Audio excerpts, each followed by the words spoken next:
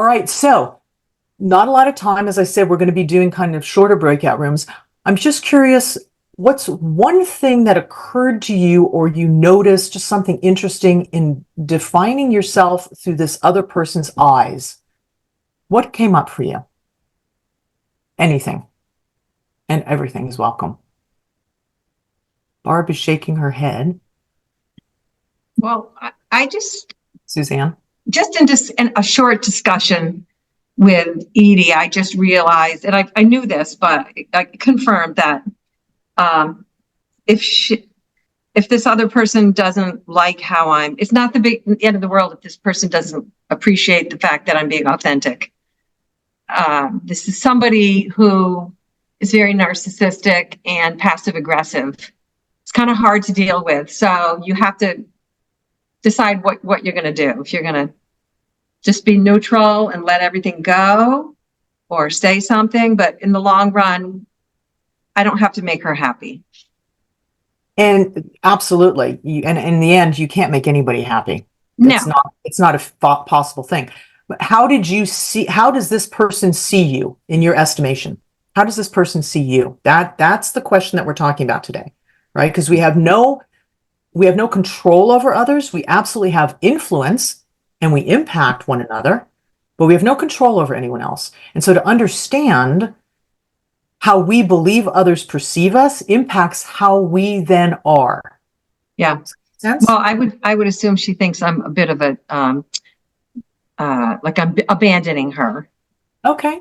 All right. Because it's just what narcissists do. Okay. Good. Thank you. Thank you for sharing that. What else? What was interesting or occurred to you in defining how you believe this other person sees you?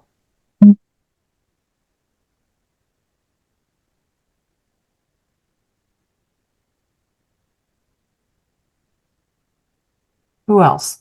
You know what? I guess, and maybe it's my age. I was telling when we were discussing that I think like Andy Rooney, the older he got, the richer he got. He didn't give a damn. And, I think I'm at that point too.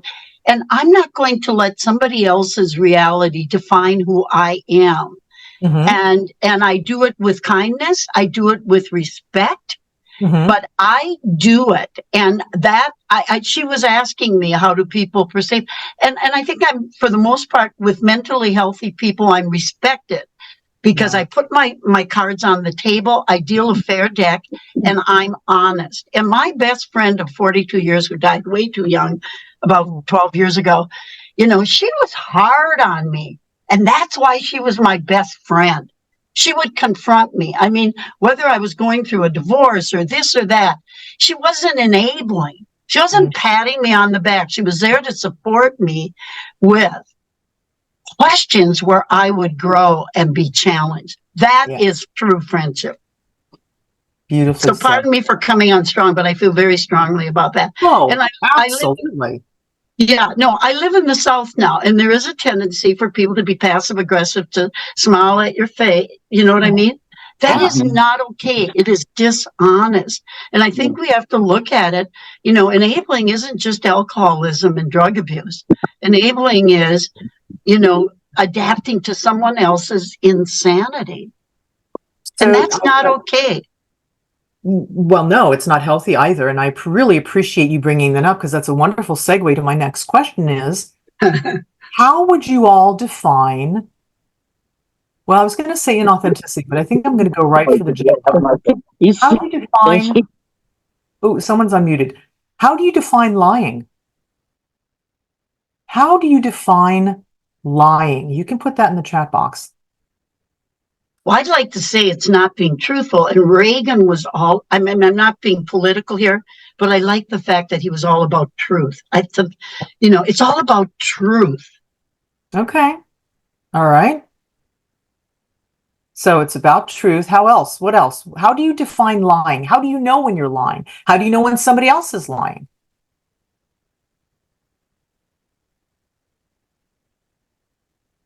Lying is being manipulated, not having positive intentions.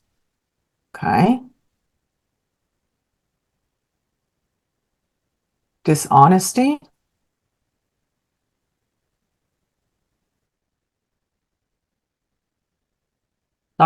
Carolina, did you have your hand up? I Dr. do. Carolina? Sorry, just the button. Sorry. I think it's so subjective. Is constructs like lying, truth, according to whom? Unless you're sticking to something that can be tested and proven, like natural sciences, not like scientifically. I think it's such an abstract that you just have to use your own intelligence and constructive critical thinking to try to discern what is truth about these. I don't think anything aside from what can be tested can be 100% a lie or 100% truth. There's an element of both in everything. Okay. I would agree with that if we're talking from the outside of ourselves. I'm talking from the inside out, right? So We I can lie to know ourselves. I'm going to propose that we cannot. I'm going to propose that we always know and that we make choices, which is fine, right? We choose to not share completely. So I appreciate your perspective on that. Let's hear some other ones. We have lying as being, we had that one.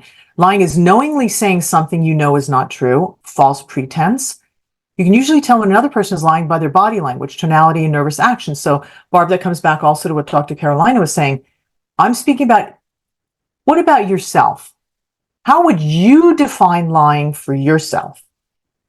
Suzanne says, abandoning yourself in order to have an outcome, denying your truth, right? We're not talking about the objective, scientific, right? As we were just saying, truth is when I consciously say something that I know is not true, shifted as facts used to matter, yet now in the age of alternative facts, very slippery slope, pretty fluid. It's my lens about intent, creating false narrative, presenting it as truth. It's fine line, could be truth at this moment until such time you give information that may be your truth. So lying people will, oh, my chat keeps bumping, which is hard to follow. Okay, I'm having a hard time following these. So this is what I'm going to suggest, and I'm going to put it in the chat box. Oops, hold on a second. And it's pretty black and white, which isn't surprising if you know me. It's false information. Big or little, it's lying, right? Either I left the dirty dish in the sink or I didn't leave the dirty dish in the sink. Either I delivered the report on time or I didn't deliver it on time. Either I sent the email when I said I did, or I didn't send it, and I say it must be caught in cyberspace, right? It's withholding or omitting information, right? So I might know something about a project's development, but if I feel like I'm ashamed or I could have done it better, or I don't really want it to be my fault, I can omit information. I call that lying or untruth, if you will. And also fudging, kind of massaging it a little bit so it goes down a little bit better. The reason that this is useful to me, and I'm certainly, you don't have to agree with anything being shared here. It's an open forum. But the reason that this very clear definition of what lying is helpful to me personally is then I know when I'm being inauthentic, right? So if I get on that call with someone and I've had a bad day where something hasn't worked out for me and I'm irritable with them and they say, are you irritable? Oh, no, I'm just fine. I know that's a lie. Now, I can choose to still hold to that, but it's very important for me to know that I'm doing that. Because as we're going to find out in just a little bit, that choice, that recognition that we always have choice about how we are in the world and how we respond is where our power as leaders comes from. If we don't feel that we have choice over our own actions, if we are dependent on the circumstances, then we are unable to lead impactfully. I'm just going to let that one sit out there for a minute and hear what's in the room after that sharing. What comes up for you? You can raise your hand or pop off mute, although we might have some overlap.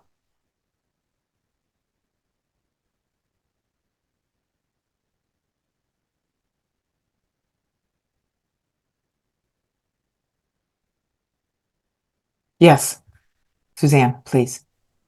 I think people lie often to themselves and to other people out of habit. And it's a practice to slow yourself down, slow your roll down, and really ask yourself, how do I feel about this? And not feel that you have to answer right away. Take your time. I think it's a practice. We lie often because we want to be accepted. Mm-hmm. It's like a defense mechanism, but it's something that everybody has to work on. It's just slowing things down. Nice. And Touching base. Yeah. And giving yourself permission to do that. Right. And I found I'm often very quick, and I've been doing that a lot more recently when it's going fast, and then I will say, I need a moment. And the lovely thing is most people are so respectful, then everybody just kind of takes a moment. Right. And that gives me a chance to kind of think it through. It's like, okay, wait, what's going on here? So lovely. Very nice. What else? What else comes up for you? Lisa, Yes. you said after you gave the 3 definitions of lying, you said something about it affects my impact. Could you go over that one more time, because I missed a link in the transition of how it relates to impact, please? What I said is that when we ourselves are not being truthful, when there's an incongruency where I have information I'm not giving, or I'm distorting it in some way, or I'm just telling a lie, if you will. Yeah. I am hindering my ability to be the most impactful that I can be as a leader. Okay. Because my information is now going to have to detour through some things. I myself am going to have my cognitive abilities somehow occupied with another process, right? I saw a bumper sticker once, which I just loved. And it said, when you tell the truth, you don't have to remember what you said. Yeah. It's like, wow. And when that's so, especially when you're leading an organization or a team or a project, when you can be that clear and that clean with yourself first, and it doesn't mean you always have to say everything at every moment. You can slow it down, as Suzanne said.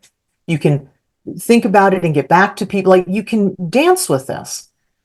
That's in a way that's respectful to yourself. Yet when one is congruent, when one is authentic, you have the most access to your own potential. And then you can lead from that place and recognize that highest and best in others, even when they're not telling the truth. And we're going to get to that in a minute. Suni, am I saying that right, or is it Sunny? Sunny. Sunny. Okay. Please, what would you like to hear? What's coming to mind for me is that I think the times that I am lying to myself, often it's another part of myself that's speaking up, like my inner 5-year-old, my inner teenager, my old lady, right? It's those parts of myself that are still in some level uncovering trauma and kind of stuck in that stage. And so it's that different version of myself has taken the wheel and is speaking its truth. But the part of myself that is, here and present maybe knows differently. So it's noticing when a different part of myself is speaking up and is taking the wheel. And I think that's often where the lie comes from. It's true for that version of myself. Yes. It's not true for this version of myself. Oh, I love that distinction. So when we recognize those inconsistencies, and as Dr. Carolina said earlier, we can lie to ourselves, but there's some part of us that knows it, right? That part that knows it, we have an opportunity then to be in relationship with ourselves. And as you were just saying, Sunny, why am I doing that? What's going on? What part of myself is that coming from? And when we take the time, the love and the respect for ourselves to work that through, we can then go back to that person, to that organization, to that situation and say, I just want to come back and touch base on this. I did this, or I said this, or I didn't share that. I'd like to tell you why. Right? And then you do that. If that feels comfortable to you, that's my way. And I found it to be really useful. Dr. Gillian said, exactly, not an absolute truth or lie, the same as repeating a lie you believe it is true. They are constraints, not absolutes. Well, not true. Nothing is an absolute. Absolutely. I do want to share a story with you all that happened to me recently, which was really impactful. I teach for a university. I do professional and corporate education for a university. And I had been contracted to teach a training at a very large tech company in the area on presenting, on presentation skills and leadership skills in presenting. And shortly before, and I had already done leadership trainings for this corporation. So the presenting training was a new one. When I had done the leadership trainings, they had asked me 1 out of 8 sessions to wear these little booties on my shoes for, they have particles. It's a tech company that they were being careful with. But they were like, you can wear them, you don't have to wear them. It was kind of the little bit wishy-washy. 3 days prior to the begin of the presentation class, for which I had created a curriculum specified to their needs, I get an email from the university that says they canceled. I was like, why was that? Because they said, you refused to wear booties. It's like, wow. Now I had to go back and figure out how that had come to be. So what had happened was I had received an email and I was asked to wear booties during the presentation, and they're slippery. They're not really great surgical booties. And I just broken my foot recently. So I wrote back to the HR director and I said, I've broken my foot. I'd rather not wear them. I'd be glad to have my shoes sanitized, or I can buy new shoes and leave them there. So then we don't have the problem with particles. They went then to the university and said that I refused to wear the booties, so they're canceling the course. And I just felt something was off. Like just everything, where you're just like, I felt something was off. And so I said to the director of the university, I said, I think that there's something off. And he was rather frustrated with me for not cooperating, and they lost this business. A week later, I get a phone call from a director of another university asking me if I can do training on conflict resolution. I said, absolutely. So they introduced me. She wants to introduce me to this corporation that wanted to hire me. And she said, we're putting another trainer in with you on this, and she's going to be doing presentation courses. I said, oh, awesome. She sets me up for this meeting, and it happens to be the same corporation that had canceled with the first university.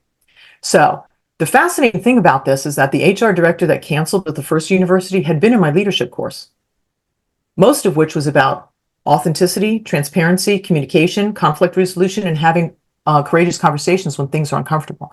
And he chose to lie to the first university about canceling the course and looked for another university that, for whatever reason, had lower prices and what have you. So in this conversation, I really had to keep checking myself. What's fair? What's appropriate? What do I share? What don't I share? And I went back to the first university, and I knew this. The first university still didn't even have this information. So I went back to the first university and I said, I just want to let you know, out of respect, I'm not going to be taking this other contract, but the people that left here have gone over to this other university. And out of fairness, I want you to know, and you will always get honesty and directness from me. So those are the situations 5 years ago, 10 years ago, I never would have been able to do that. I never would have felt comfortable. I lost the contract, both twice. I lost it the first time and I lost it the second time, right? But the point is I had to go according to what I felt was right for myself, my authenticity, and my value system. And if I had not told the first university that, and I didn't have to, I would have, for my value system, I would have been out of integrity with this person. So that's why withholding or fudging in my guidebook, is useful to me. So I'm going to throw that out for you if you have any comments or questions on that. And then I have another question for a breakout room. So before we go into breakout room, though, let me see if there's anything in the room that wants to be shared, questioned, or anything on that.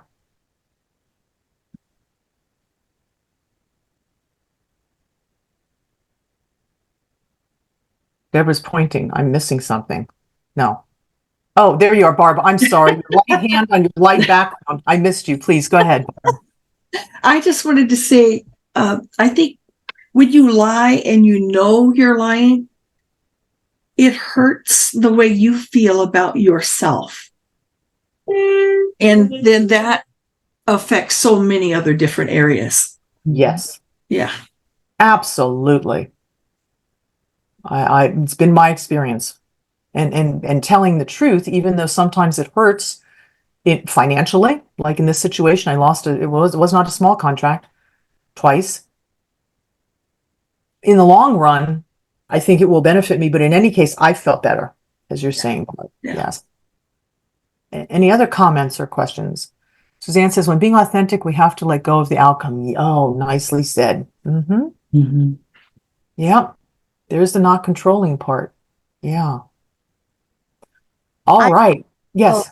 Oh, sorry. No, I just wanted to say that we're also kind of, unless you come out of this whole like people approval situation, where it's just like, because it's like we're kind of raised like that, where we need everybody's approval. And, you always have to be this bubbly thing. And, if you had like a bad day, still have to come up with and change whatever.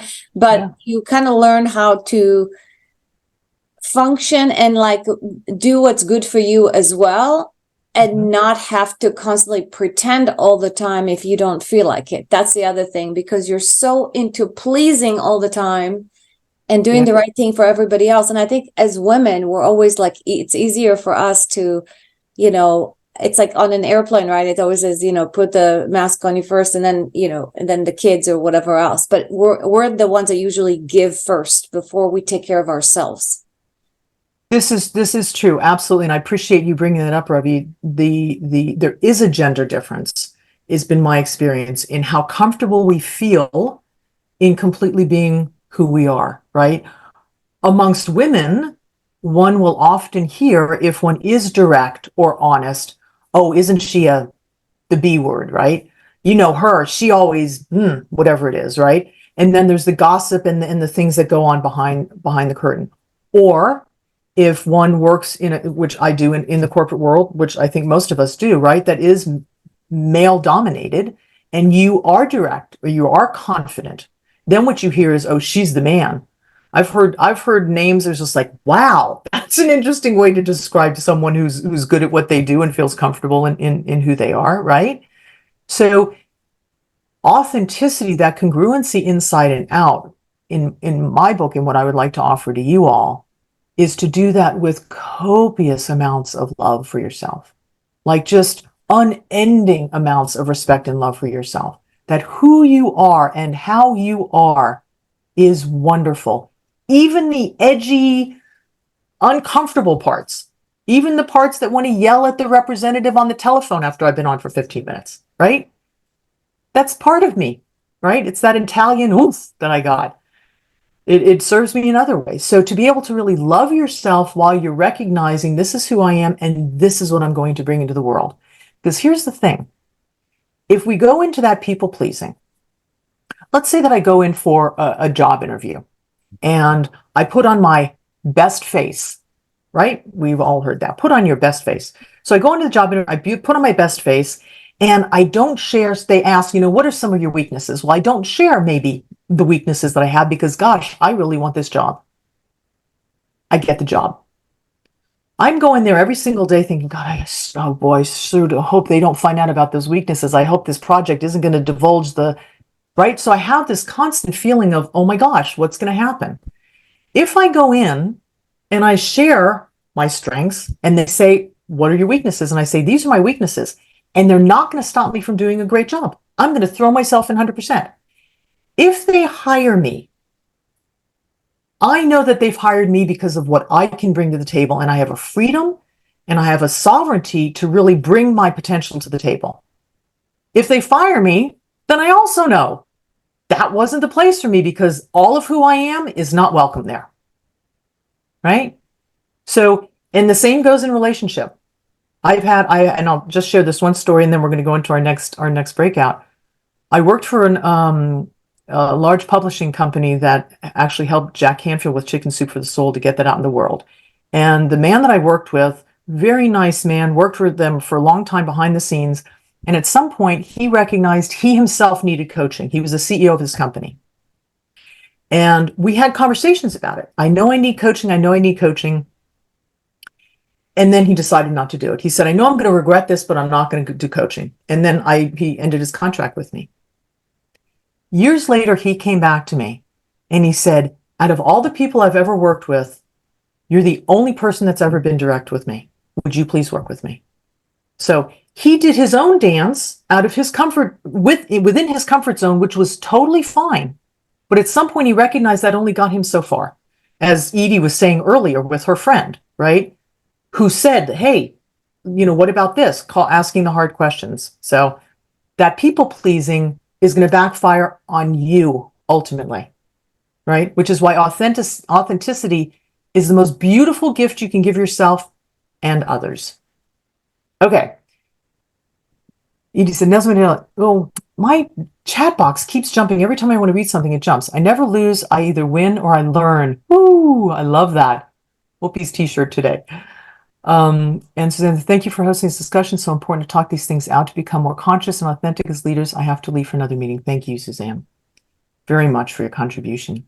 Okay, we're going to go in to another breakout room. This is going to be short, 5 minutes, because we have one more to do today. And I'm going to ask you to think of one time you've lied. So in your breakout room, I'm asking you all to have the confidentiality that whatever you share in that room stays in the room, unless you choose to bring it back into the plenary here. Yeah. So one thing that you have lied about and why.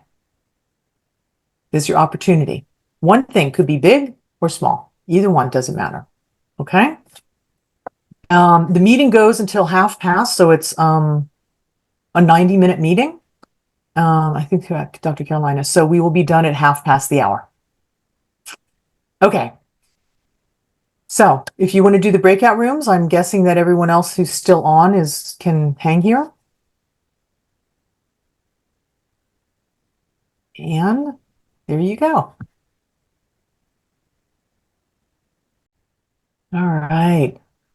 Welcome back, ladies. A couple people had to drop off for the full hour. So nice to still have you all here. And Dagmar has joined us. So yeah, we have someone else coming in. All right. So how was that? What came up for you in that conversation just now? Deborah's laughing. Elena's got her hand up. Okay. And Barb's already talking. Okay, let's go. We'll go in order. Deborah, can we start with you since you were chuckling there? Oh, I was chuckling. Yes. Well, we were talking about with Edie and I about the societal lie that everyone talks about of Santa. And I was devastated when I learned that Santa wasn't real. And then since I had younger siblings, my parents asked me to keep professing the lie, so they didn't want the other ones to learn about there's no Santa. So it was just this real discussion around this lie that even society goes in, because you go to the malls and there's Santa and you sit on Santa's lap. So, to project this lie even forward. And I had a really hard time. So I kind of downplayed it for my kids to the point where there was only one gift from Santa versus all the gifts were from Santa. And then now that I have grandkids, it's like I'm really stuck here with this lie that we're telling these children, and we keep telling them not to lie, but here's the bigger whopper of them all. So that's where I took it. All right. Very good. Very good, because that was when I found out and my dad insisted there was a Santa, I was devastated that he had lied to me. And when a certain percent, maybe what's that percent that if enough people do something, like in Wisconsin, they all drink a lot, so drinking is okay, that it's a norm. And it's such a norm that we lie. And then, like Deborah said, then we tell the older one to lie to the younger one. Right. And I'm surprised this isn't addressed more. Mm-hmm. But it's a social norm. Yeah, it has become a social norm, and not only in that. That's, I'm going to say, well, emotionally that can be very harmful, right? Mm-hmm. What else came up other than Santa? That was an unexpected one. Yes, Barb, please. So I thought one thing that came up that was very interesting was that when we lie, at some level, those around us know that we're lying, know something's not right. Mm-hmm. Interesting. Yes. I saw a talk recently, and I've forgotten the doctor's name. Very prolific doctor in her writing and also her YouTube things. And she was talking about how when we are nervous or stressed, our cortisol levels spike. When that happens, our sweat emissions actually impact those immediately around us. So even if we don't say anything, that effect, you've been with people that are nervous or anxious, and suddenly now you're feeling, there's a reason. I mean, there's a physiological reason for that. Right. So I appreciate you bringing that up, Barb. Absolutely. Helena, you had your hand up. Yeah, because ever since you brought up the topic, I started to get like a stomach ache and nervous and uncomfortable. And because I grew up in a family where was like, there was never enough. And so I am still in areas of my life living with there isn't enough, even though for me now there is enough. But I'm still having that mindset of, yeah, but you need to keep something for later. You cannot, you cannot afford that. Don't do that. Oh, that's on sale. Then you can have it. So it's really, it is still working its way in my body. And I've been looking at it lately, especially. And so I still need to come to terms with it. Wonder, and there's that opportunity again, right? When we notice those discrepancies, I'll call them, right? Between what we cognitively know to be true and what our belief system, our neurology has been trained to believe. There's also often a dissonance. And so we have that's our growing edge of how am I going to deal with this now, this discrepancy. Right. Yeah. Very good. Okay. I'm going to take a moment and share with you all. We've been asked by LeadHERship Global to share this with you all. These are some of the things that are coming up, so I'm just going to run through them quickly. There's Ask the Experts on January 18th. First session is at 8 a.m. Pacific, and it occurs the third Thursday of every month. Join us for an exclusive event where industry experts share their insights and strategies to empower your journey. Join us and get ready to unlock the secrets of driving impactful revenue streams. Second one is Refer and Recommend International, occurs on the fourth Wednesday of every month. So Wednesday at 5 p.m. Central. And that's a Refer and Recommend exchange. Members ask for what they need and offer what they have to give in a confident, safe environment. And the last one is the Business Owners Roundtable, occurs the third Monday of every month at 2 p.m. Pacific, 4 Central. Join our monthly 1-hour masterclass to transform beliefs into actions, producing results in alignment with your unique goals and objectives. And I think I'll take this opportunity now to share that Dixie and I are moving. LeadHERship Global works in tandem in partnership with C-Suite Network, and we are moving the Conscious Leadership Roundtable over to the C-Suite Network, so it'll be on a different platform, if you will. Times may change a little bit. The format will be mostly the same. We may add an additional week, is what we're just working out the formatting. So we will be continuing in the new year. You will be getting information at exactly when and how that looks. So don't go away. We'll be right back in the new year, just with a slightly different format and in a different platform, but you'll probably still be on your same computer. I have a question on that. So is this group part of LeadHERship Global? It is, and it's a complicated question, Diane. We are part of LeadHERship Global, and LeadHERship Global is also part of C-Suite. So we are being moved over to C-Suite from now on, but LeadHERship Global members will have access to this forum. It's called a council there. Yeah. So we're not losing you. You're not losing us. So this is going to be a new council. Is that what I'm hearing you say? Yes, it's going to be a new council within C-Suite. Correct. Okay. Okay. All right. All right. So I'd like to take the opportunity now for us to look into being authentic. Yeah, I just want to make sure that the recording is going because I wasn't sure if that had started again. So somebody had said earlier, and I won't look up in the chat box, is that we are sometimes inauthentic to protect ourselves because otherwise we could be vulnerable and get hurt. So I'm going to share a perspective, and you are welcome to throw this out the window, and you're welcome to take it to your heart or try it on if you like. And that is that nothing can hurt me unless I actually believe in its ability to do so, right? So if somebody says to me that my English is terrible, okay, you believe my English is terrible. That's your opinion.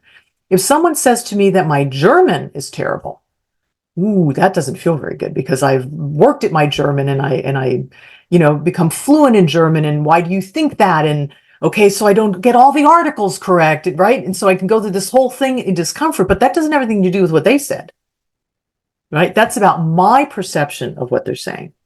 So that's a very simple example. But I throw that out there because I actually, and this is going to be probably setting me up, and that's okay, I don't really believe in vulnerability, and I adore Brene Brown, disclaimer. But the reason that I say it that way is because vulnerability sets up a construct that somebody else can hurt us. What I personally believe is that I can be open. I can choose to be open, or I can choose to not be open. If I've had repetitive experiences with individuals who are constantly disrespectful or unkind, I might choose not to share my heart with them, right? That's a conscious choice.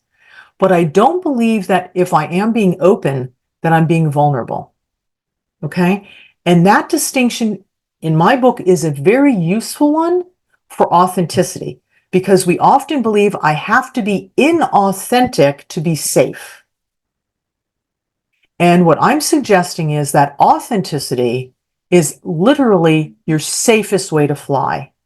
As I said earlier in that example of getting the job, when I show myself to someone and they say yes to me, whatever it is, professionally, personally, I know I'm good, right? If I don't show myself and they reject me, I don't know why. If I don't show myself and they accept me, I also don't know why. Which for me is a weaker stance, right? So the very first step in all of this is to actually just love myself as I am.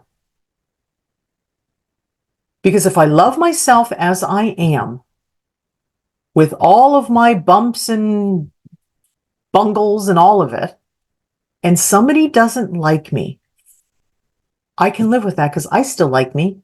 I got to wake up with me every day, right? So the idea of authenticity being a strength is a really important one, and I want to throw that out to y'all, okay? So there's safety in being yourself. When you have those experiences, then you can also learn to trust life. You can learn to trust real relationships. And you can also use your authenticity as a guidance system, right? There are certain people with whom I won't work anymore. There are people whom I love and I choose not to be in relationship with on a consistent basis because they are unkind or they are unhealthy. And that's fine. I don't have to make anybody wrong. I come back to my genius of non-judgment, which has been such a useful tool for me, right? And others, I hope. So I'm going to put this in the chat box, these few points for you. Being authentic gives you safety in yourself, gives you trust in life, offers you real relationships, and it's the best GPS possible. And I open it up for conversation.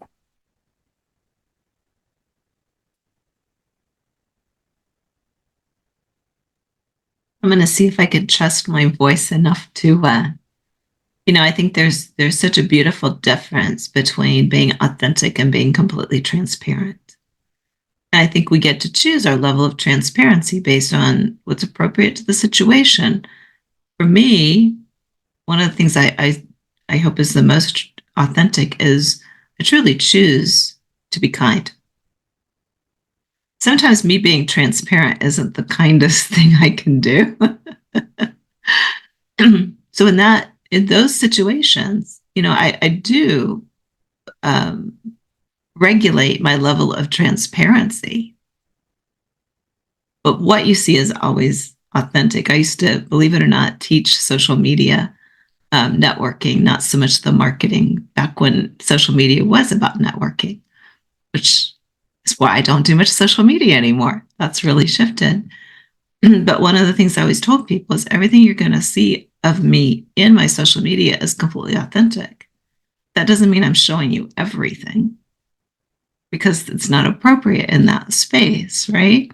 So that for me has been a really helpful guideline. Is just everything that shows up is real, it's authentic, but how much shows up is with discretion and intention. Mm-hmm. Nice distinction, Dixie. Thank you. Thanks for using your voice. Dagmar. Yeah, thank you so much for raising such a beautiful topic.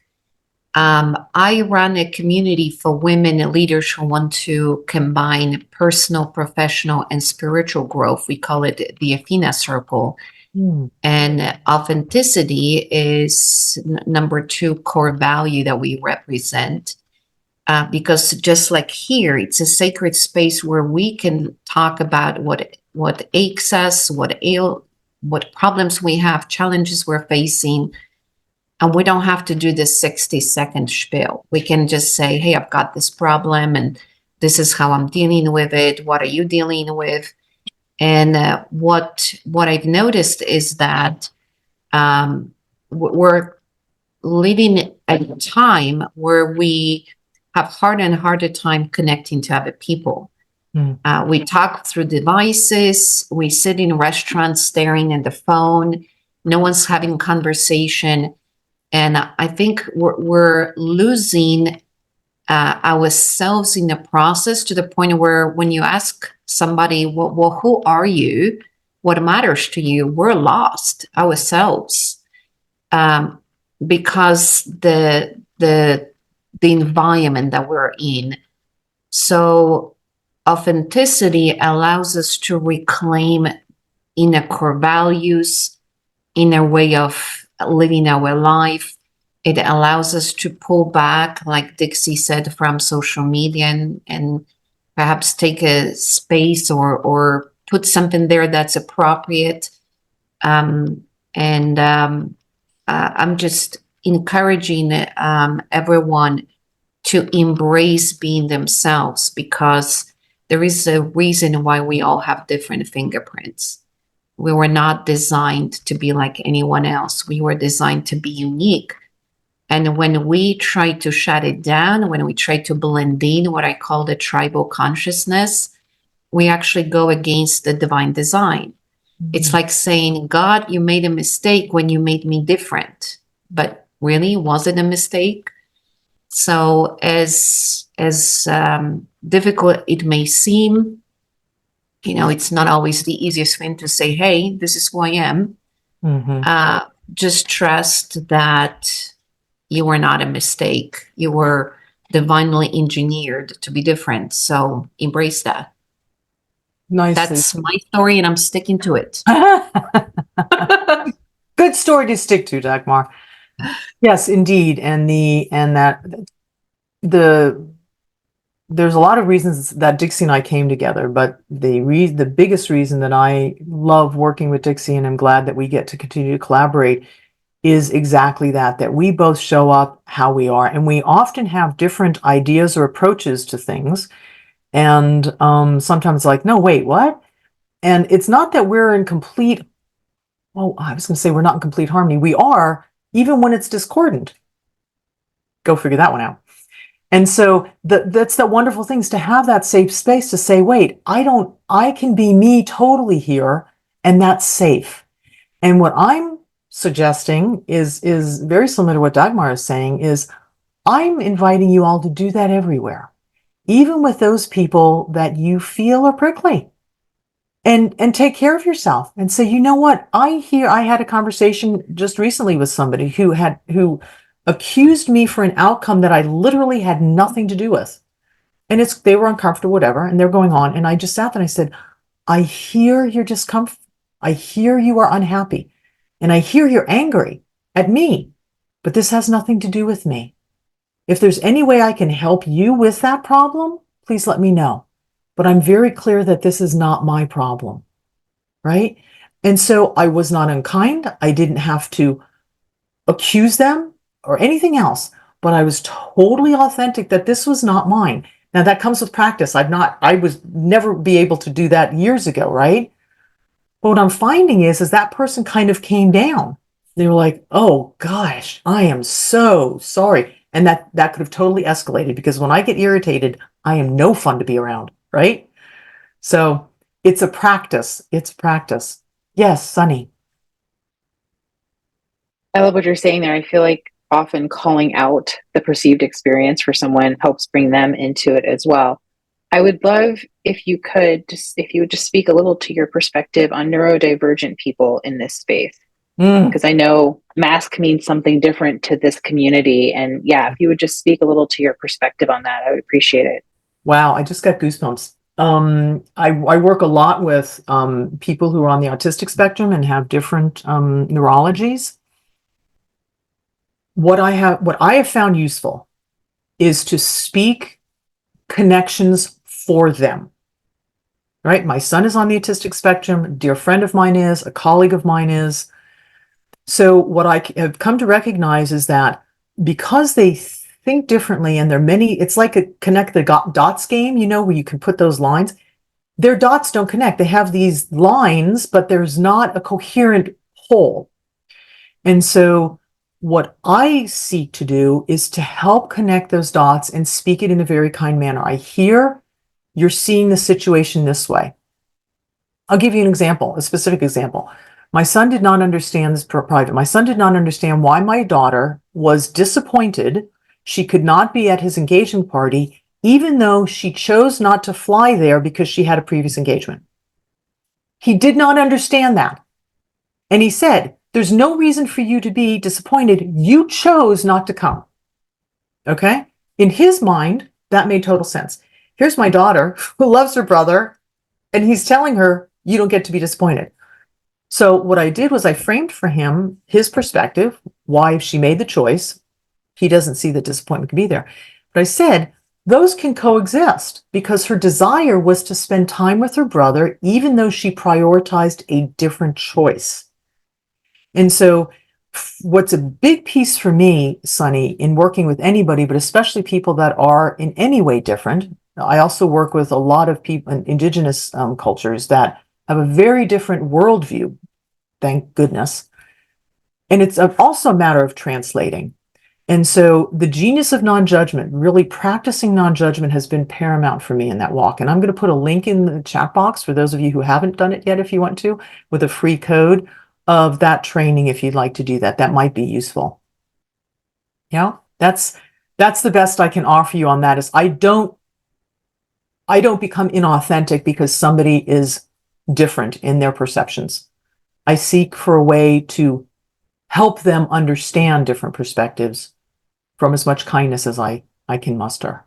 Yeah. Yeah, I think I was just wanting to bring it forward in the conversation. I'm neurodivergent. I work with neurodivergent people, and I think in this space we often step over the fact that for that community, authenticity may look different and or may make us uncomfortable. And there is a conversation to be had, and I just like to presence it in these spaces, if that's okay. I love that. And on the other side of that, which I think is important, is that neurodivergent people often just speak facts. It's like, oh, you're fat. There's that, right? It's not like, oh, I can't say that. It just, they speak things. And so to accept that and say, yeah, you're absolutely right. I've got a lot more pounds on me than I really would care to have. And you may not want to say that to everybody, but you can if you want to. Just some people might react differently, right? So I use it as an educating point. But I personally really appreciate people on the spectrum because, gosh, What a better world it could be when people are more direct with one another, or at least open, is my opinion. Thank you, Sunny. I'm aware of our time, so I want to ask, are there any other questions or comments? Anything? I do. You had referred to this a few times, and I'm just not familiar with it. Genius of Non-judgment. non-judgment. I'm looking, what I want to do is I'm going to put a link in the chat box as soon as I can get it open. And I will share that with you. And it includes, and I will give you also the free code. So I will put that in if you all just give me a second, and then you all will have that as well. What I'm also going to do is share with you this part on how you can deal with times when you're feeling inauthentic. So I call up your life. Wake up. Ask yourself, why am I hiding? Like, what is it I'm afraid of sharing here? And it doesn't mean you have to share it, but to be clear about your reasons, what's going on for you. And you can learn from that if you want to. And then to listen up. What do I think would happen if I were to be authentic? Right? What outcome am I not wanting in this situation? And then tally up, what's the cost? You can still lie, you can still withhold, you can still be authentic. That has a cost to it. And authenticity also has a consequence, right? It all has consequences. Just which one works better for you. And then show up. You can choose your own comfort or not. Right? In the end, you get to choose how you be with that. Okay. Let me see. I just want to share so much appreciation for Lisa leading this, and for all of you for bringing in all of your perspectives. It's one of the things that I know about leaders is that in business today, our leadership model is so inherited, of course, from hierarchy and military, and the structure is so much closed. It's a closed, predefined structure, and that the leadership that will be successful in the future is an open and fluid structure. And, you know, to speak to what Sunny was mentioning, you know, there are so many different groups. I speak often to people who are leading people with trauma, and people used to say to me, I don't want to hire anybody with baggage. And I'm like, well, you're hiring 1-year-olds then. And even then, they have inherited baggage. Yeah. But by the time we're past 1, we have baggage. The statistics on the number of people who have been traumatized in some way, whether it's domestic abuse, sexual abuse, it's staggering. We're working with people who have been through abuse every day. We just don't know it. We're working with neurodivergent people every day. We just don't know it because they handle themselves so beautifully trying to conform to what we think is normal. Yeah. So we just don't notice, right? We don't notice their effort.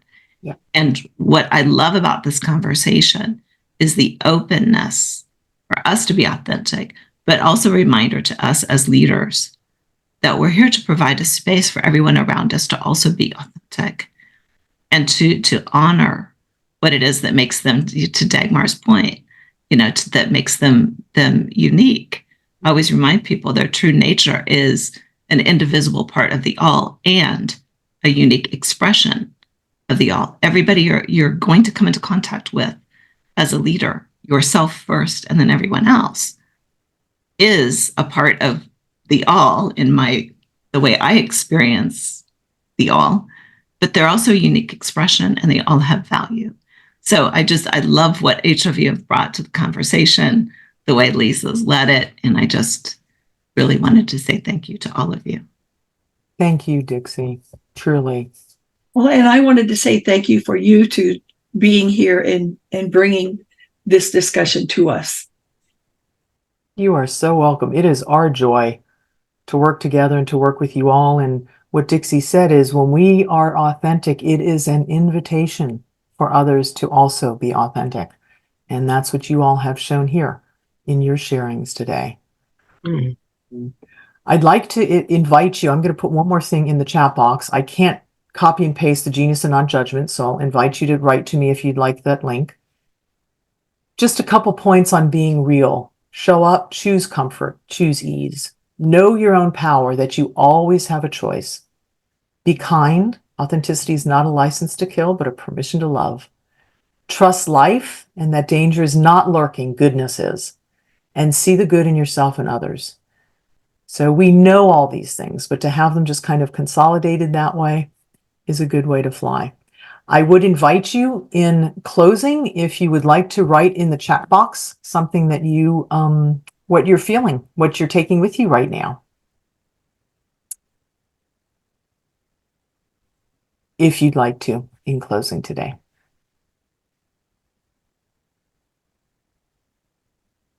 Honor and gratitude. Thank you all. Thank you, Dixie. Such a pleasure with you. I want to share my appreciation, deep appreciation for the beauty that's here in this room, this virtual room.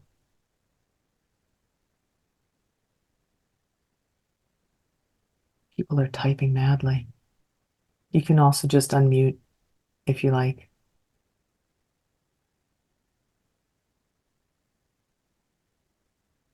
How freeing it is to openly speak about what is holding you back, the sharing, the thorough presentations given with heart and mind. Thank you, Helena. Appreciation for the loneliness people have had to show up, to run. Good to connect with everyone today. Sunny, thank you. Interesting conversation, lots more to think about in terms of authenticity. Thank you, Diane. Need to be more cognitive of how I'm showing up, authentic or not. Awesome, Barb. Beautiful, some good stirrings. All right, ladies. Wishing you all goodness. Dixie, is there anything you would like to close with in your beautiful, smoky voice? Maybe I'll keep this voice, but without the current limitation, right? Or the coughing fits, that would be good. No, really, I want to invite all of you to join us in the new year. We will keep you posted about those changes. But one of the choices, and everything that I do is centered around being in what I call truth and power. And one of the aspects of being in truth is being in your true choice. What do you truly choose? And so when Lisa and I were invited to take this format over to C-Suite Network, one of the choices that we made is that the time that we have that is now open to members, regardless of what else we offer, is going to continue to be open to members. So that part won't change, even if the Zoom link changes and the time may shift a little bit. That part won't change. We've enjoyed this too much to give it up. So don't kid yourself. It's not for all of you. It's for us.